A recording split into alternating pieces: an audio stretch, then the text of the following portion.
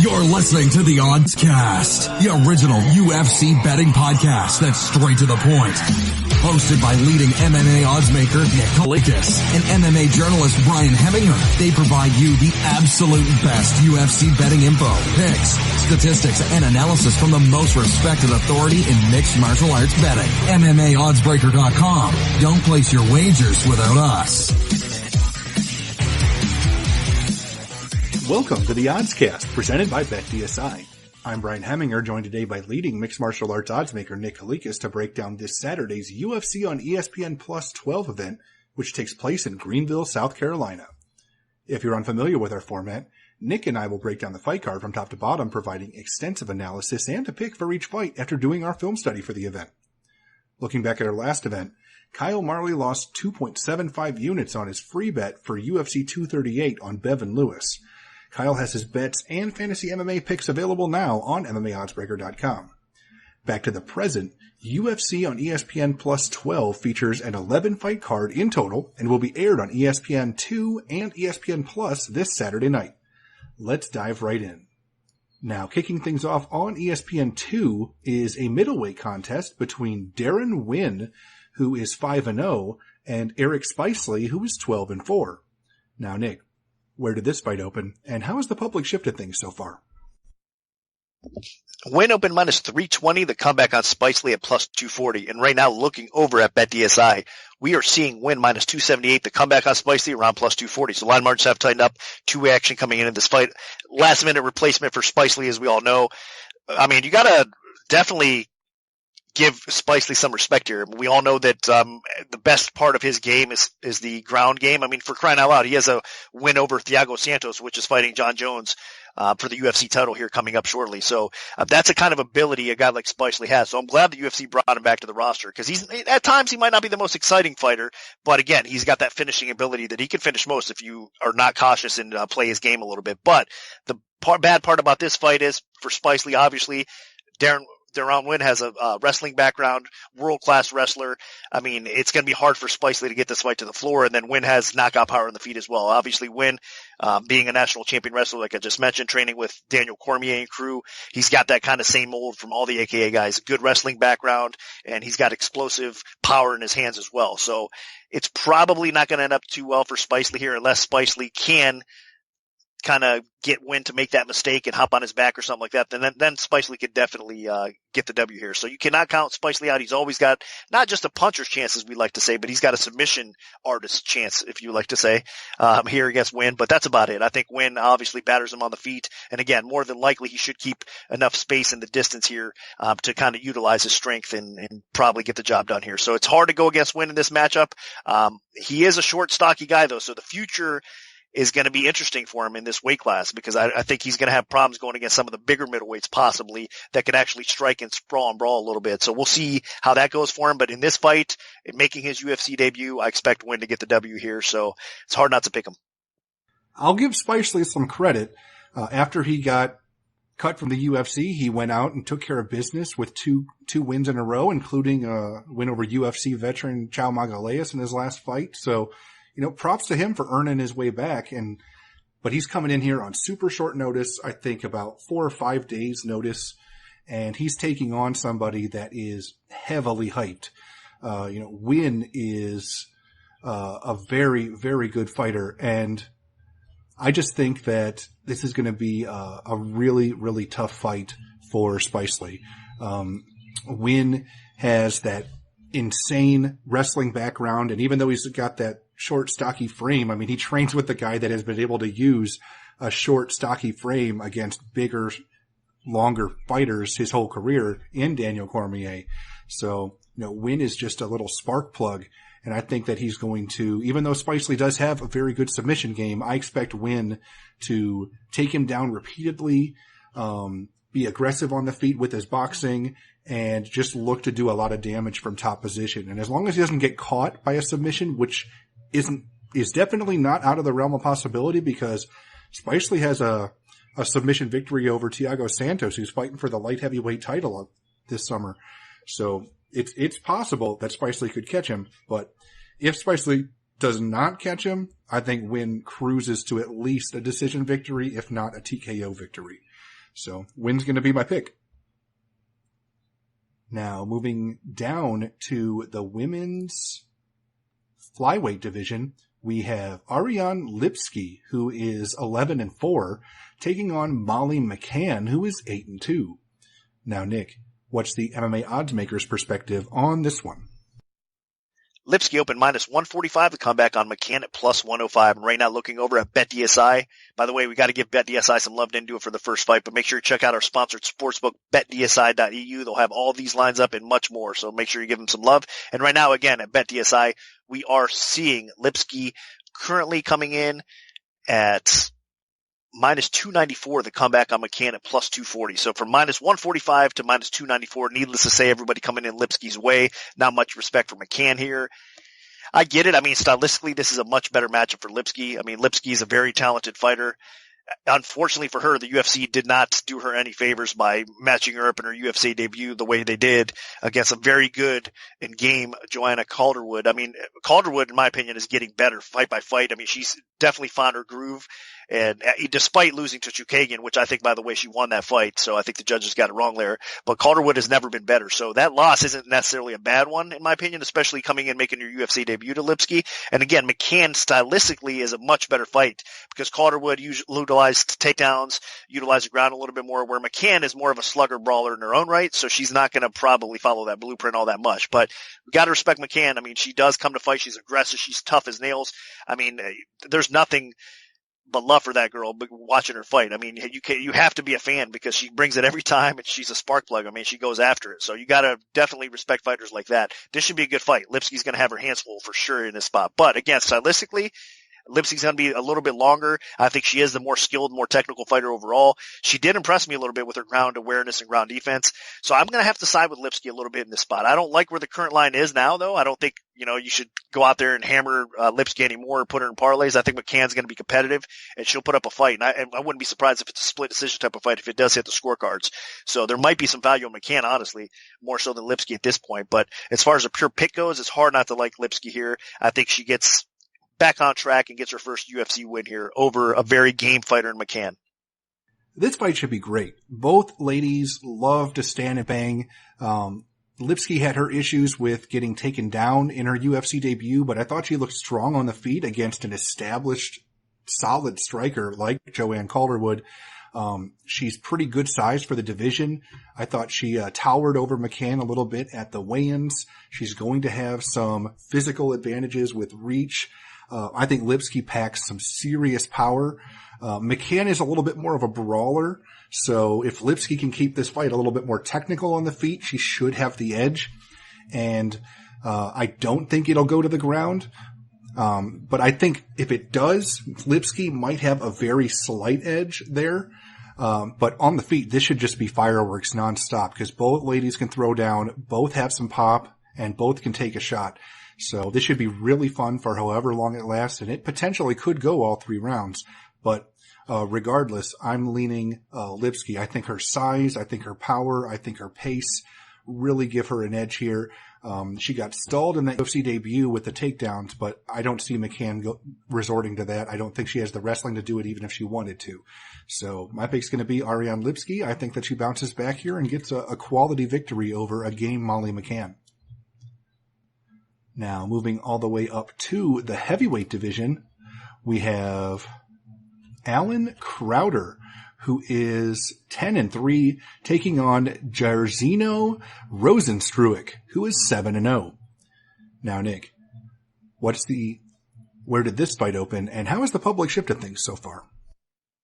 Rozenstruik opened -175, the comeback on Crowder at +135. And right now what we're seeing over at BetDSI is Rozenstruik -200, the comeback on Crowder +164. Line margins have tightened up a little bit and more action coming in Rozenstruik's way a little bit more. I'm sure people are throwing him in parlays as well.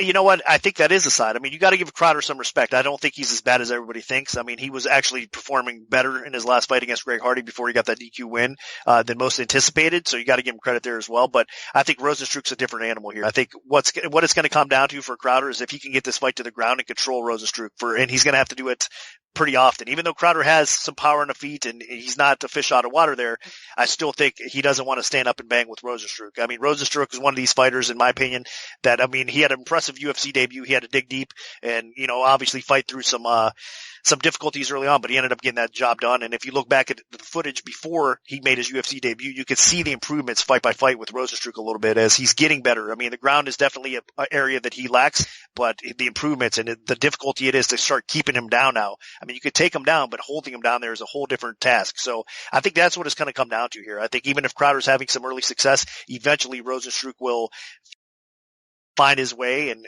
get the fight where he wants it, and obviously probably land a knockout blow and put Crowder out of there. So I think Rosenstruck's cardio and conditioning is a little bit better as well, and I just trust him across the board as far as chin, durability, everything. So I like Rosenstruck. I think Crowder, again, will be game early on, but eventually Rosenstruck will probably land and put him out. So the pick is Rosenstruck. And you know what? I mean, at minus 200, I still think there's a little bit of value, and this is a type of fighter that I think you can throw in some parlays as well, and I don't blame you guys for doing that. So I do think Rosenstruck is one of these guys that's kind of on the rise, and he's only going to be getting better fight by fight. But this will be another test for him, but I think it's a test he could pass. I'll give Crowder a little bit of credit. The victory, which I'm holding some air quotes, over Greg Hardy was a disqualification, but I mean, he was holding his own against a really dangerous, powerful athlete that I think people expected to just steamroll him. And that wasn't happening. So, he's definitely a game heavyweight. He's not just some pushover. That being said, Rosenstruck looks like the real deal. He's got some quality wins in some of his most recent fights, beating, Andrei Kovalov in Ryzen and also beating UFC vet, Junior Albini. So I think, this is a guy that has solid, striking credentials. He has, good conditioning, and I think that actually could play the biggest part here because Rosenstruck does not have the best takedown defense, and I'm definitely a little concerned that Crowder can put him on his back. But that being said, when he does get taken down, he does do a good job of limiting damage, avoiding his opponent passing his guard and easily advancing position, and then he actually does work his way back to his feet. And what I've noticed about Rosenstruck is he gets stronger as the fight goes on. He actually has picked up several victories near the end of the first round. He also has a win in the second round, I think, in another fight. So, this is a guy that I don't think conditioning is an issue. So I can see Crowder getting takedowns early and continuing to work for takedowns because he's concerned about Rosenstruck striking. And I can see him tiring himself out a little bit with Rosenstruck fending off takedowns or working his way back up or limiting damage and making him work. And as Crowder starts to slow, I think that's where Rosenstruck will really kick it up a notch. And I think he can take him out probably by second round knockout. So I'm going to pick Rosenstruck to get the win here. Now, moving down to the lightweight division, we have Luis Pena, who is 6-1, taking on UFC veteran Matt Wyman, who is 16-7. Now, Nick, what's the MMA oddsmaker's perspective on this one? Pena opened minus 265, the comeback on Wyman at plus 185. And right now looking over at BetDSI, it's minus 385 for Pena, the comeback on Wyman at plus 305. Not an easy line to set. I mean, if you look at Matt Wyman throughout his career, first of all, I can't believe he's been out as long as he has, and he's coming back. I mean, a lot of us weren't even sure he was on the roster anymore, so I'm glad to see him back, though, man. The guy was always a very fun fighter to watch. I mean, he well-rounded. I mean, tough as nails. Another one of these guys is just a warrior. I mean, he can beat you on the feet. He can beat you on the ground, underrated wrestling, good submission defense overall. I mean, look at his resume and look at the competition he's faced. So he's one of these guys that's been around the sport for a while. And again, I mean, being out since 2014 does worry me a little bit. And that's why I can't even pick him here. I mean, skill-wise, it's going to be an interesting test against Pena. Pena is longer, obviously. He's got a lot of the same attributes. Obviously, I trust Wyman's resume a lot better than Pena's if you compare the two. I mean, the experience that Wyman has. But again, with that layoff and Pena's attributes, I mean, he's going to be longer. The guy is definitely his physique and his attributes, again, with that length and with the ability, he's got some power for that frame as well at 155, and his unorthodox skill when it comes to grabbing your neck with submissions. And like I said, in the unorthodox technique on the feet and the clinch work, everything kind of should point to Pena winning this fight. But again, I mean, when it comes down to toughness and maybe getting a submission win or whatnot, I know Pena, has some slick submissions. It's going to be difficult to, I think, actually land one on Wyman. So I think this fight's going to play out. It'll be a fun fight. I expect Pena maybe to finish Wyman if he does by knockout instead. So as the fight progresses a little bit. So like I said, it's a hard spot to bet. It's a hard spot to pick because I think if this was Wyman in his prime, then obviously you can make a case for him maybe even pulling off a slight upset here. But with right now and being 2019 and everything kind of surrounding this fight, it's hard not to pick Pena, and I think he is going to probably get it done. So I want to be wrong because I like to see Wyman come out here and just kind of show back up and put on a great performance. I hope this fight honestly goes 3 rounds and it's just a war, and we see Wyman at age 35 has a lot left to give in the tank, because I would love to see him come back and, make another little decent run or at least have some exciting fights. But I don't think we're going to get that. I think it's going to be Pena winning this fight, so it's hard not to pick him. But as far as the betting window goes, I would stay away from it, especially right now. I mean, laying that price against a savvy vet like Wyman is not a good idea, even though I do think it probably wins. So the pick is Pena, the bet is pass. Yeah, when I saw that this fight got matched, I was like, Matt Wyman still in the UFC?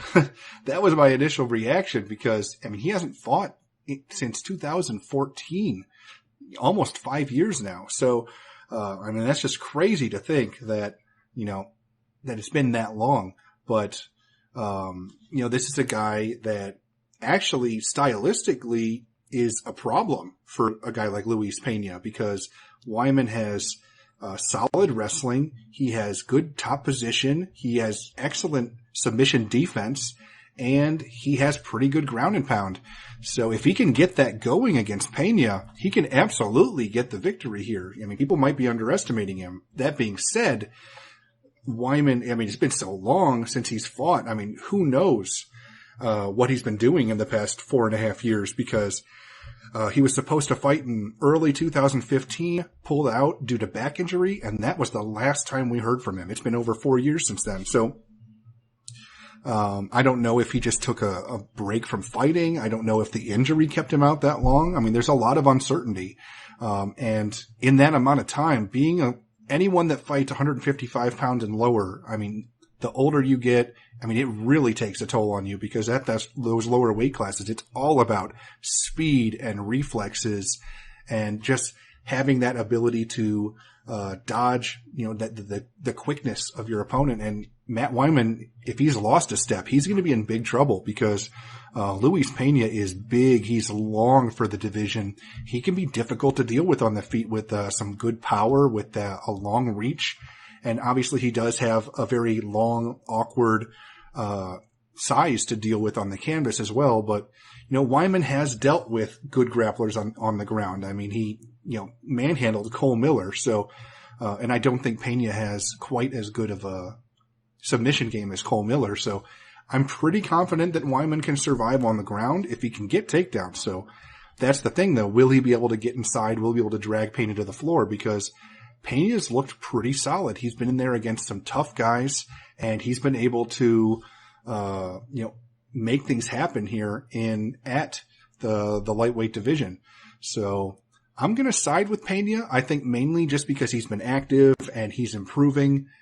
And, if this was 4 years ago, I would definitely side with Wyman if he was just coming off of, that last fight of his. But I mean, just been so long. There's so much uncertainty with him. I don't know how his durability is. I don't know, how quick he's going to be. I don't know what his reflexes are going to be like.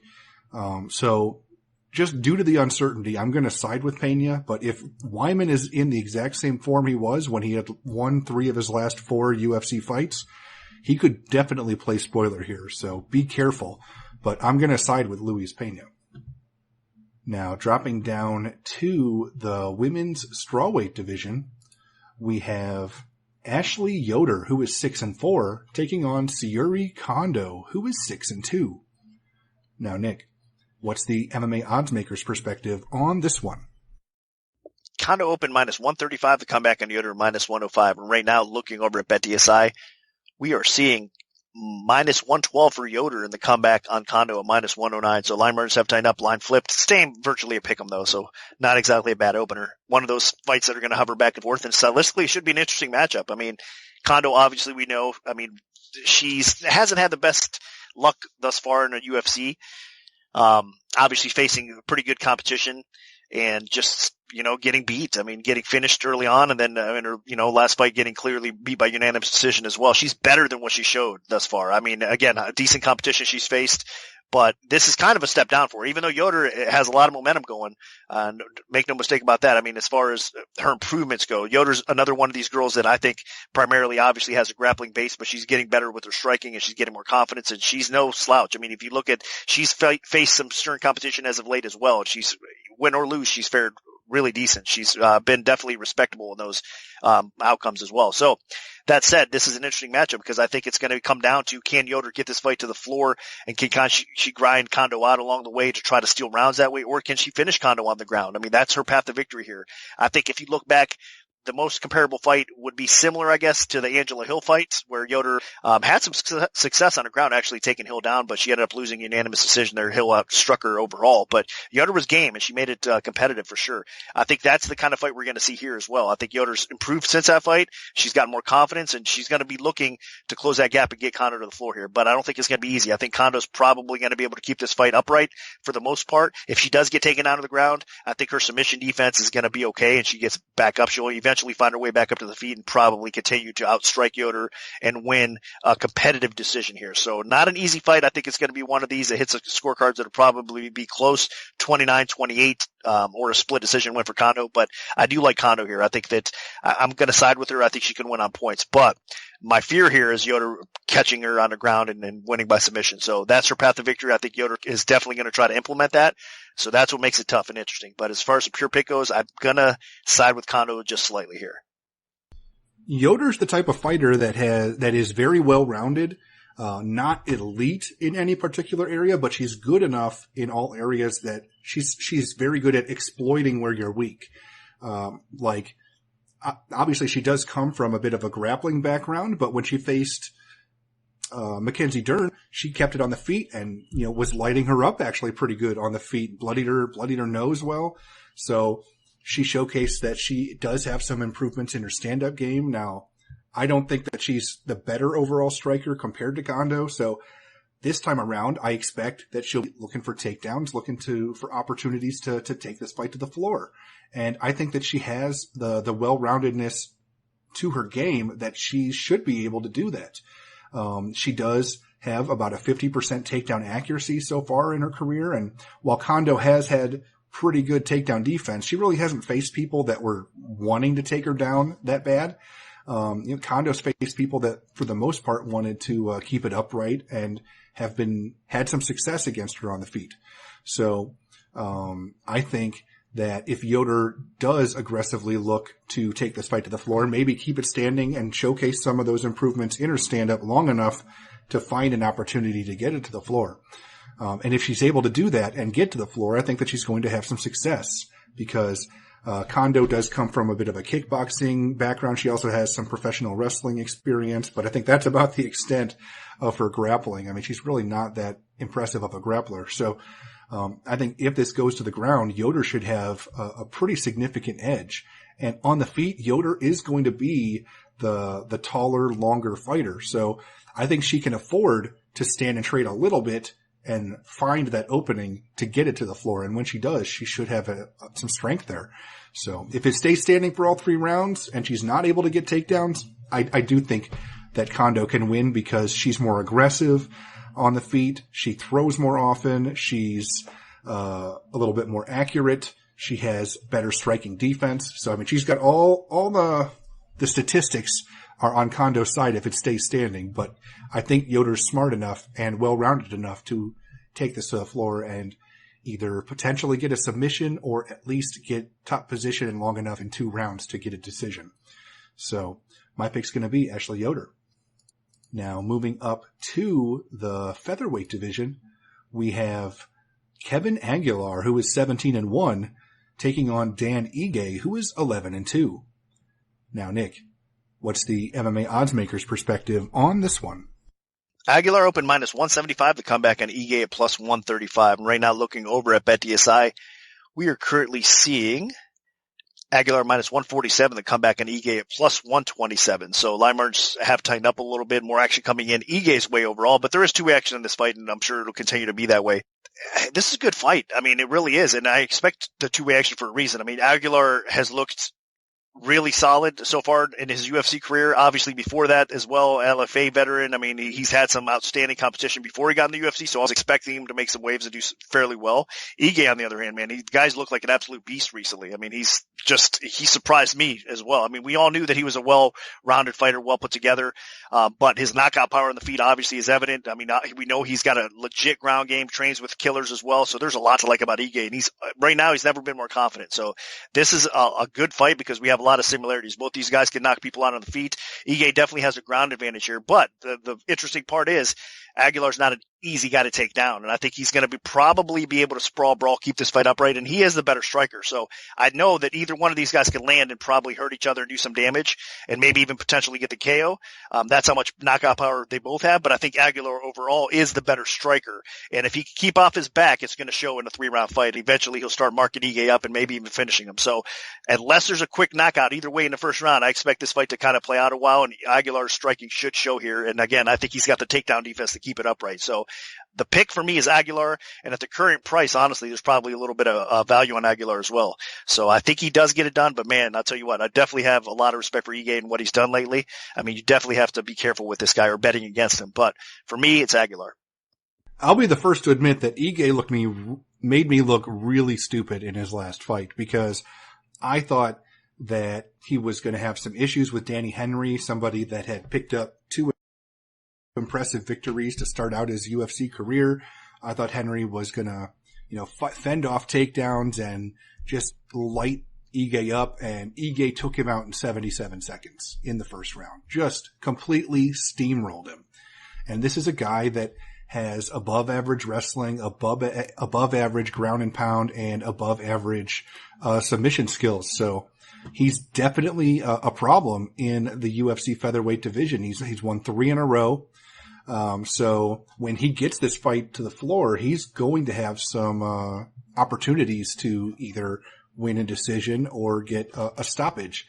The problem is it's when he gets it to the floor, and that's not a guarantee against Aguilar, because Aguilar is a very, very talented fighter who has excellent takedown defense.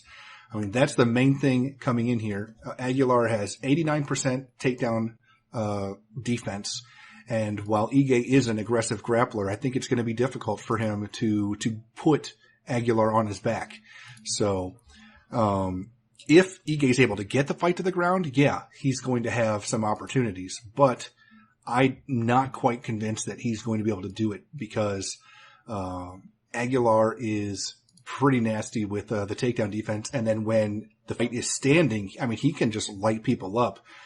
He beat up Rick Glenn really badly in his UFC debut. And then he was able to fend off Enrique Barzola, a fighter that I think is as good, if not better, than Ige in terms of takedowns, and then actually balancing it out with some good striking. And Aguilar was able to outwork him and fend off just about all of his takedowns. So that really makes me impressed with what Aguilar's able to do. And if he can fend off Barzola's takedowns, I think he can fend off Ige's takedowns. So I'm going to side with Aguilar, because I think Ige's not quite as good as Barzola, and Aguilar was able to beat him. So I'm kind of doing MMA math here, but I think it actually works because of the styles of the fighters, not just getting a win over somebody and potentially having a different stylistic matchup. So my pick's going to be Kevin Aguilar. Now, moving on up to the middleweight division, we have, for the main card on ESPN Plus, we have Kevin Holland, who is 15-4, taking on Alessio Di Chirico, who is 12-2. Now, Nick, where did this fight open, and how has the public shifted things so far? Holland opened minus 195. The comeback on DeChirico plus 155. And right now, what we're seeing over at BetDSI is Holland minus 213, DeChirico plus 174. So line margins have tightened up. A little bit more action coming in Holland's way. Not surprised. I mean, he's definitely the more hyped, the more popular fighter overall. Man, with that physique and that talent and that athleticism that he has, again, he's got some length. I mean, he's got some skill, he's got some power, he's got some submissions to go along with it. He's a very complete fighter, but he does tend to make some mistakes along the way as well. And defensively and IQ at times, I mean, it is a concern with Holland. So I think this is going to be a good fight because people are underestimating DeChirico here a little bit as well. DeChirico obviously coming on a little bit stronger lately, which I'd like to see. He's a very well-rounded fighter in his own right. He's strong for the middleweight division. He has some okay striking. He's got good ground game as well to go along with it. He can control you. He's got some wrestling. So I like a lot what I see from his potential and kind of his improvements along the way and his confidence as well. So this is a good matchup here. I mean, I'm glad the UFC kind of made it here. And I know that, again, everybody's kind of favoring Holland in this spot. I think they think he can outpoint him on the feet. I think they think his wrestling and takedown defense and submission game is going to be game as well. I think it's going to be close. It'll be competitive. I think DeChirico, even though he might have some difficulties on the feet with Holland's length and his unorthodox style, I think DeChirico's still going to be landing effective shots on the feet as well. And he's going to mix in some takedowns along the way. And I think he can control Holland without getting caught in a sub. So that's going to be the key here. I think DeChirico fighting a smart fight, kind of outpointing Holland and getting the fight to the ground when he has to and kind of stealing decision is the way it's probably going to go. So I'm mixing a competitive decision here. Both these guys are talented enough that they could possibly get a finish along the way. I mean, they have finished plenty of fights on each side here by knockout or submission. So that isn't out of the question, but I still think more than anything else, it's going to be DeChirico kind of just keeping a close competitive fight and tempo or whatnot because Holland's going to bring it as well. But I think he's going to be the one that outpoints Holland and gets the decision win here or possibly wins inside along the way. So for me, I like the value on DeChirico. I think that it's going to be a competitive enough fight that he might pull it off. So it's a dog or pass situation for sure, in my opinion. And I'm going to pick DeChirico straight out to get the W over Holland. Now, DeChirico definitely has impressed in his last two fights, but I like Holland. I think that Holland has shown some good power on the feet. I think he's well-rounded. I think his stand-up game, I mean, he's going to have a pretty good size advantage on the feet. He's going to hold 7 inches in reach. He's going to be 3 inches taller than DeChirico. So he can work that outside game, especially getting a good jab going. He's going to be in great shape on the feet. And on the ground, I think Holland has a pretty underrated grappling game as well. So I really do think that Holland is in a good place right now, especially after having a tough fight against Thiago Santos early in his UFC career. He's bounced back very strongly, getting a quality win over Meerschaert, and I think that really put him in a good position for this fight.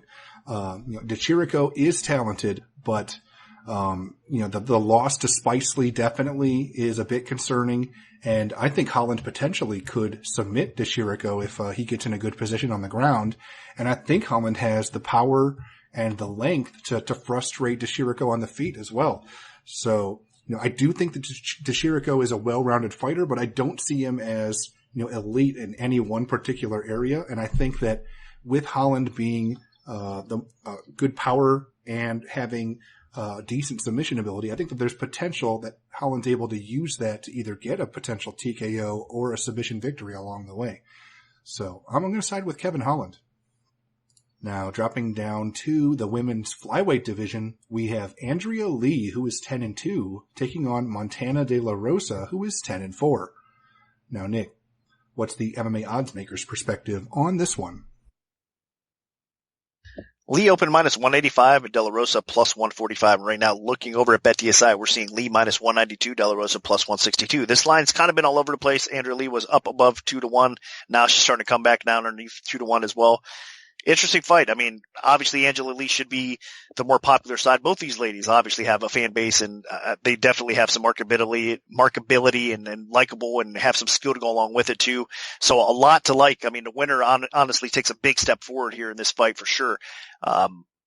And obviously builds a larger fan base. So it's an important fight for both ladies. Right now, I think Lee's ahead of the game, ahead of the curve a little bit. She's had more pure experience fighting overall. She is definitely a little bit faster, a little bit better, I think, on the feet. She flows a little bit better, more confident in her striking skill, good in the clinch. She's powerful as well. She's got some good wrestling, obviously. She's got a good underrated sub game, especially offensively. But she's had some issues in the past. Even though she's gotten better and improved, she's had some issues in the past with good ground fighters. And that's exactly what she's getting here with De La Rosa. De La Rosa is an outstanding ground fighter that's gotten better even on the feet as well. I mean, she's got some length, a little bit of length over Lee.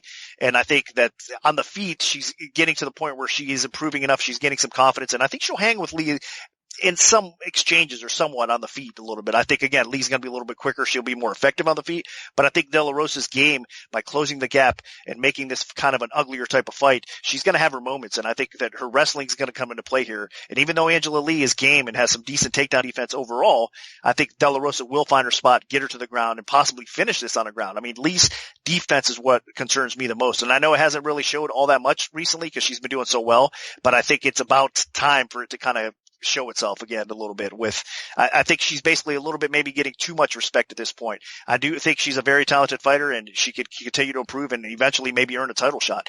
But I think that people are just expecting a little bit too much from Lee, and I think they have her a little bit too high on a pedestal for right now. And I think De La Rosa is kind of flying under the radar to the point where she come in here and pick off a solid win over a game fighter like Andrea Lee and take some of that thunder from her. And I think that's exactly what's going to happen. So I think De La Rosa gets it done, and it's obviously going to have to be on the ground if she does so. So it might be tough at first, but I think eventually she's going to find her spots. Even if she's losing, she's a fighter in this fight against Andrea Lee that she could come back and get the W here in a 3-round fight. So the pick is De La Rosa, maybe even inside. Even if it hits the scorecards, though, I wouldn't be surprised if it's close enough, a split decision type of fight, and De La Rosa comes out on top there as well. So the ground is going to be the key here for her, and I think she can get it done. So the pick for me, straight out, is De La Rosa to get the W here, and let's see how it plays out.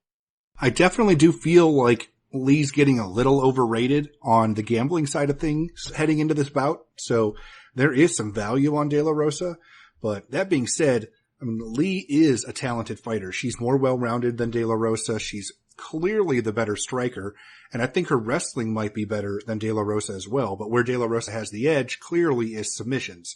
You know, this is a girl with multiple submission victories to her name. She has a very good armbar, and if she can take Lee's back on the ground, advance to a dominant position or something, then who knows what can happen in this fight.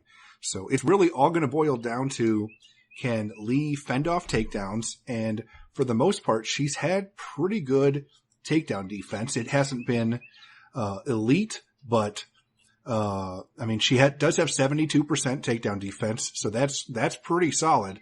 And if she's able to keep that going, I don't really feel like that De La Rosa has particularly good offensive wrestling. She only has 22% takedown accuracy. So if Lee's able to fend those takedowns off, she should be in good shape.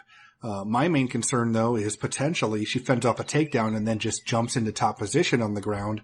And De La Rosa has really good arm bars that she could throw up from bottom and potentially submit Lee along the way. But whenever this fight is in standing position, Lee should have a strong edge. She has a slight reach advantage, but overall she is just by far the better striker here. My only concern is that she's so worried about De La Rosa shooting in for a takedown that maybe she holds back with her striking because she doesn't want to overcommit to a strike and then put herself in a bad position to be taken down. So with that being said, yes, if De La Rosa can get this fight to the floor, she clearly has a path to victory. But I think Lee is going to be able to fend De La Rosa off, and I think Lee walks away with at least a decision victory from outpointing De La Rosa on the feet. So my pick is going to be Andrea Lee. Now moving up to the bantamweight division, we have Andre Ewell, who is 13-5, taking on Anderson dos Santos, who is 20-7. Now, Nick, where did this fight open, and how has the public shifted things so far? Ewell open minus 305, the comeback on Dos Santos plus 225. Right now, what you're seeing over at BetDSI is Ewell coming in Dos Santos now favored minus 112, the comeback on Ewell even money. So Dos Santos is now favored. It was about a pick'em fight just not long ago, so more action continues to trickle in on Dos Santos. So those of you guys that grabbed Dos Santos at plus 225, good take. I mean, definitely good take, or anything around plus 200. Obviously, you guys got tremendous line value and you beat the line. And you know what? Win or lose is still a good line grab. Now, the fight has to play out, obviously, and those of you guys that took that dog want to win it. That's, an understatement. But that said, again, good price, and I think that this will be a competitive fight. So you guys got the better of the number for sure here. And I think Dos Santos' path to victory, I think he's a solid fighter overall. He's got very good experience. Even before he made his UFC debut, he's dropping down to 135 pounds for this fight, where he was at 145 pounds last time. So this is a little bit better for him as well. Obviously, he took the last fight on short notice. There's a lot to like about Dos Santos. I mean, he's definitely a tough guy. On the feet, he can bring it. He definitely has enough knockout power and skill to do damage. On the ground, though, I think is where his best attribute is. He can excel, but get to the floor. And his submission game is definitely a step above Ewell overall, especially, offensively. Defensively, they're both a little flawed. I think Dos Santos on the feet a little bit more so. And Ewell, I mean, he's going to be a handful for Dos Santos, even though Dos Santos has the experience edge, and I think he is the more complete, well-rounded martial artist. I think Ewell's physique, his size, athleticism again, and his unorthodox ability on the feet are going to give Dos Santos some problems. So this is going to be a tough one. I mean, like I said, I think that on the ground, Ewell is going to have a disadvantage. Dos Santos could maybe control it a little bit and possibly look for submission. Ewell's going to have to play that submission defense game, kind of scramble up back to his feet and try to just land some knees in a clinch and try to test that chin that hasn't held up so good in times for Dos Santos along the way. So I think that's Ewell's best way to win. So he has to sprawl brawl, keep this fight upright, and land some strikes on the feet to get this job done. And with the line movement, everybody coming in on Dos Santos' way, and it now being the underdog for Ewell, for crying out loud, I'm going to go the opposite way. I'll pick Ewell to win this fight straight out. But again, there was definitely some value on Dos Santos, especially at that dog price that you guys got. But as it stands right now, I'll go against the grain and against the action, and I'll pick Ewell to win. I just think, again, if he can keep off his back for long periods of time, he's going to definitely have an advantage in this fight, and I think he can get it done. So not a confident pick, obviously, and, part of me obviously hopes that you guys that came in and got that great number get the W here. So if I'm wrong, I'm wrong, but I still think that this is a good fight for both people, but I side with Ewell slightly in this spot. And I'm going to agree with you. Anderson Dos Santos is a pretty talented fighter, but he did get handled relatively easily against Nad Narimani in his UFC debut. This is definitely a guy that is going to be looking for submissions, though. I mean, 11 of his 16 stoppage victories out of his 20 career victories have come by submission. So that's what he's going to be looking for. And if Ewell can avoid that, then he's going to be in good shape. I mean, Ewell is a tremendous athlete. He has great size for the division, good power. He's quick. He's long, so he's going to be difficult. And that being said, he can be taken down. You saw that in his loss to Nathaniel Wood. He also, I believe, got taken down by Barao, but he was able to fend Barao off eventually and get a decision victory over Barao. So, I mean, Ewell is a talented fighter, and I think that he can, become a threat at some point if he continues to develop his game and eventually be a top 15 bantamweight if he can really put it all together, because he has all the tools. I mean, he's got power, he's got size, and if he can just improve that ground game a little bit, I think that he can become a potential top 15 guy down the road. So this is a big test for him because keeping Dos Santos at bay will showcase some of the improvements in his ground game, because if he keeps upright, he should clearly get the better of Dos Santos, who is not a terribly good striker. And I wouldn't even be shocked if Ewell knocks Dos Santos out as long as he can fend off those takedowns, because I think Dos Santos will be exposed on the feet. So I'm going to side with Andre Ewell, but I am a little concerned about what happens if he does get taken down and if Dos Santos starts to advance position. But as long as he avoids being put in a bad spot on the canvas, this fight is absolutely Ewell's to lose. So my pick is going to be Ewell. Now, moving up to the welterweight division, we have Brian Barberena, who is 14-6, taking on Randy Brown, who is 10-3. Now, Nick, what's the MMA oddsmaker's perspective on this one? Barberena minus 185, Brown plus 145. No love for Brown, as Barberena is now minus 294 at BetDSI. Brown is plus 235. So I'll tell you what, Barberena, the way he's been fighting and the toughness that he's showed throughout his career has definitely gained a lot of fans and a lot of MMA bettors out there as well. They gained their respect, and he deserves it, man. I mean, the guy's a warrior. One of these guys that is a true warrior. I mean, he comes to fight. Honestly, he doesn't have the greatest skill on the feet, doesn't have the greatest wrestling, he doesn't have the greatest in any area particularly, but he's just solid, and that tough just never stop, relentless type of attitude, and the amount of activity he throws at you is just too much, and it's a relentless pace, and a lot of guys can't take it. Even in his losses, man. I mean, against Leon Edwards, I mean, he gave him all he can handle. Against Luque, I mean, that was a tough fight for Luque as well. So he's fought high level competition, and he's made those guys go through some misery throughout those fights. So you got to respect Barberena. So I get it, but skill wise, I mean, it's clear to me that Randy Brown has, I mean, just advantages across the board here, other than the toughness that we just talked about and the durability overall, even though Barberena is coming off of a finished loss himself. But I'm saying overall, Randy Brown, he's going to have the length. He's going to have the skill on the feet. He's a better striker overall, I think. I think he's obviously got some ground skill as well. He might have the better wrestling out of the two here as well. So, I mean, the check marks across the board are favoring Randy Brown. That toughness and the durability we were just talking about. So if Randy Brown, and let's face it, Barberena does have some power, but does he have truly one punch knockout power? I mean, in my opinion, it's more he could stun you with the punch and then follow up and put you out there. So, I mean, and those elbows that he just got caught with in his last fight, Brown against Nico, I mean, that was kind of a head scratcher. I mean, seeing him kind of go out like he did, that is definitely a concern. So, but that being said, I think if nothing crazy or flukish happens like that, I think that he's going to be okay here on the feet against Barberena. And I think he even might get top position along the way. So I'm expecting a good fight. I'm expecting Barberena to do what he always does, show up here and try to push the pace and put it on him and show his durability and try to get Brown out of there as the fight progresses. But I think it's Randy Brown that's actually going to outpoint Barberena. And the more this fight, I mean, the more obvious it is that Brown is definitely the more talented fighter of the two. So I'm going to go with Brown as an underdog here. I think everybody that's kind of, bet Barberena up. I get it. I do respect the guy for sure. And he does make life tough for even some of the best fighters. And Randy Brown is not kind of on that upper tier for sure. So this is a winnable fight for Barberena, but I think he still gets beat here because honestly, skill for skill, Brown is better. So I'm going to pick Brown to get the upset win. And obviously there's a little bit of value there as well. I'm going to side with Brown as well. I really do feel like he has some serious advantages in this fight. In terms of size, he's 3 inches taller than Barberena. He's got about 6 inches in reach on Barberena. I think that he can keep Barberena on the outside because he does use the size relatively well. And he also has a really strong grappling game. And I think that he could potentially beat Barberena on the ground.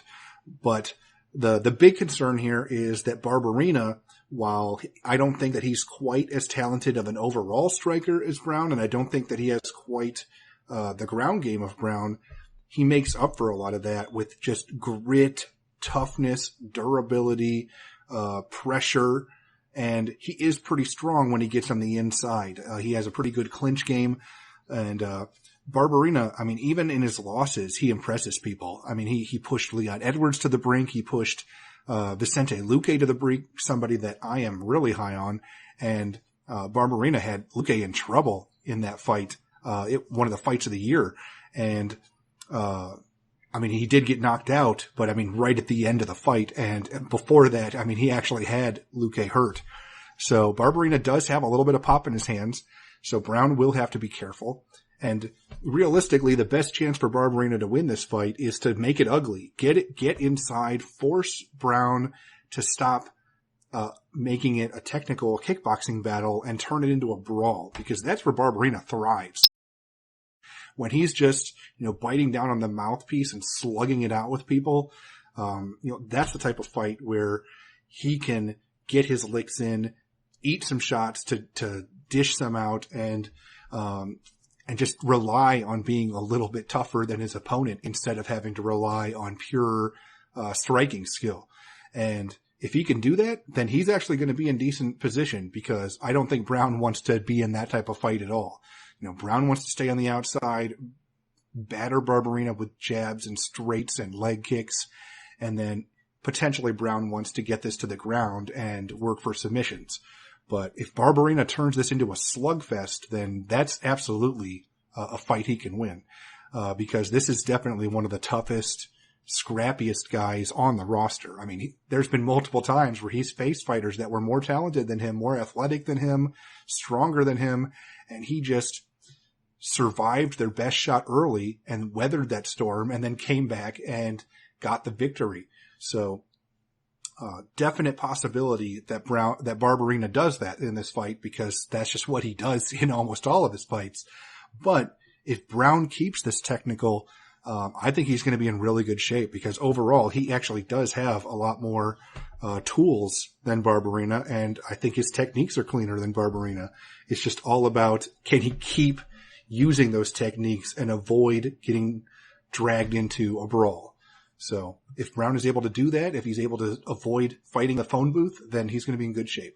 But Barberena does have a tendency to force opponents to abandon the game plan. So we'll see what happens, but I'm going to pick Randy Brown. Now, this brings us to the main event of the evening. In featherweight division, we have Renato Moicano, who is 13-2-1, taking on the Korean zombie Chan Sung Jung, who is 14-5.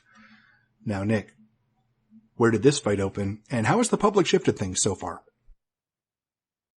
Moicano -120, Jung -120. So open exactly pick 'em. Crazy, I realize. Even though it's a competitive fight, still. Definitely would have hopped on Moicano at that price. And I mean, right now over at BetDSI, it's Moicano -200, the comeback on Jung at +167. So obviously most people did, and they bet it up. And that's probably the right way. I know Jung gets a lot of respect. Another well-rounded fighter. Both these guys are well-rounded. Both these guys like to stand and bang. That's what they do best in most cases. I mean, Moicano, honestly, he hasn't really displayed his ability on the ground all that much yet, because he can get the job done on the feet most times as well. But I think, I mean, you know, he's one of those guys that's, his ground game is probably still a little bit underrated, especially since losing. Maybe some people will underestimate him. He lost to Ortega, even though Ortega can submit most. But that said, what I'm trying to say is Moicano is still the more well-rounded of the two overall, but Jung has a heck of a ground game. I mean, if you ever seen this guy on the ground as well, phenomenal. So this is a fun fight because both these guys are going to want to stand and bang. Both these guys might look for some exchanges for takedowns in the ground as well. I think if anything, Moicano might look for some takedowns here. Not going to be easy though. Both these guys have good takedown defense. So this is probably going to mainly play out on the feet, and on the feet, it should be competitive. I mean, obviously, again, the pace that Jung pushes, he's coming off that crazy last minute knockout loss. I mean, it looked like he was getting ready to win a decision, over Yair Rodriguez, and what was a heck of a fight. I mean, all of us obviously loved that fight and enjoyed it. That's the kind of warrior, again, that Jung is. So you got to respect that. And he can bring it, man. He's got knockout power in the feet. He's proven that time and time again. And I mean, he's got the cardio, especially now that we've seen him again get back into it. I mean, all these guys slow down as the fight progresses, but in a 5-round fight, I think now after getting some fights underneath his belt again, you know, he's going to be probably even better than he was. So I think the conditioning is not going to be an issue either. So this is going to be, again, fireworks. But with all said, I still think Moicano is the better fighter of the two. I think Moicano is probably going to do, even on the feet, a little bit more damage as it goes. And I think he'll have a little bit more success. And again, if he can mix up a takedown or some control against a cage and make this kind of a grinding, ugly fight if he needs to, if the striking isn't going so well, I think he could do that as well. So I think if it does go, I don't expect this to go 5 rounds, but if it does go to the scorecards, it'll be close with Moicano getting the edge in the decision. If there's a finish in this fight, I think it's Moicano as well, along the way that finishes Jung. I know that he's coming off of that upset loss to, Jose Aldo. I mean, a lot of people might not view it as an upset, but I mean, the way it happened and the way Aldo looked in that fight was phenomenal. And Moicano just got caught. You know, he got caught to the body, he got rocked. Aldo looked great in that fight. What can you say? He's got to be careful here as well, because obviously Jung, I mean, he doesn't have Jose Aldo type of power, but Jung is definitely a gifted striker. And that's, I guess, the concern here. Both these guys coming off of the losses like they just did, but great matchup. And I think Moicano rebounds and gets back on track, because I do think he is the best featherweight in the world overall right now. I mean, it's hard to say. I mean, I understand. I mean, Holloway's a champion. Don't get me wrong. And Moicano versus Holloway, maybe I shouldn't say that all the way like that, because I do believe that Holloway obviously is more skilled and he deserves to have that strap right now. But I'm saying, as far as overall quality skill across the board, I think Moicano is probably the most talented fighter in all aspects of the featherweight division. And eventually I'd like to see him fight a guy like Holloway as well. So we'll see how that goes. But outside of the champ, Moicano, in my opinion, is the best fighter right now in the featherweight division. And I think he's going to live up to it and get the W and probably finish Jung along the way here in this main event. So the pick is Moicano, and anything under 2-1, I think, does have a little bit of value. And it looks like it is getting to that point in some spots. So you guys want to throw Moicano in some parlays, or again, even bet him straight if he dips under 2-1 and you're getting a good price on him, I wouldn't blame you. Just can't go crazy, because you got to respect Jung somewhat as well. But Moicano is my pick.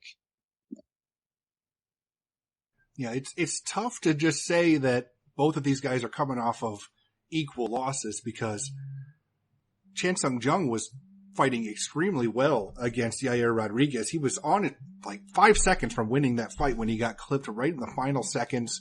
and finished with just one of the best knockouts in the history of the UFC. And Moicano, on the other hand, I think he was expected to beat Jose Aldo. People thought that he was the surging contender and Aldo had lost a step, but Aldo really rose to the occasion and I think surprised him a little bit with his aggressiveness and finishing instinct. I think what really impresses me in this fight, though, is the well-roundedness of Moicano's game. He has elite ground skills. He has good length. He has strong overall striking skills. He can really fluster some really talented fighters.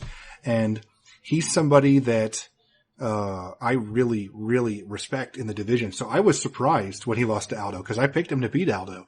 So this is going to be a big test for him because, his losses so far were to two of the best featherweights in the world in Aldo and Ortega. And he was beating Ortega before he shot in for a takedown and got choked out in the third round. So, this is definitely a guy that can compete against the best of the best. And while Chansung Jung isn't top 5, he's a top 15 featherweight, and this would be a quality victory to get him to bounce back. Jung, on the other hand, he has been knocked out a few times here, so I'm starting to get a little bit concerned about durability. Granted, he can he can still take shots before getting knocked out. It's usually the ones he doesn't see coming, like the Roop head kick and then that crazy upward elbow. So, Moicano's going to have to surprise him more than just, land a good 1-2 combination. So, if Jung's able to push forward and force Moicano to fight off of his back foot, that could sway the judges a little bit. So I think Moicano's going to have to, have those moments of aggressiveness and force Jung to back off a little bit. But I do feel like Moicano is the more well-rounded fighter, although Jung is very talented on the ground as well. So, this fight should be fireworks. 5 rounds. Both guys have solid conditioning. Both guys can push a pace. Both guys, I think, can go all 5 rounds strong. But overall, I think that Moicano has a little bit more to offer at this point in his career. I think that he's a little bit more durable, and I feel like he can get the job done. But I think Chansung Jung is going to make him work for every inch in this fight. So I think it's going to be close, but I'm leaning Moicano. I think it'll be tough, but I think Moicano can sway the judges enough to win a decision. So my pick is going to be Moicano. So that'll do it for our full event breakdown for UFC on ESPN Plus 12. If we have a free play to give out, make sure to follow at MMAOB Premium on Twitter because that's where we'll post them first. We can also notify you of our free bets via email alert if you prefer that method. Just send an email to picks@MMAOddsBreaker.com and we'll add you to our free bet mailing list. Special thanks to BetDSI. Good luck, everyone, and hopefully the betting gods are on your side this weekend.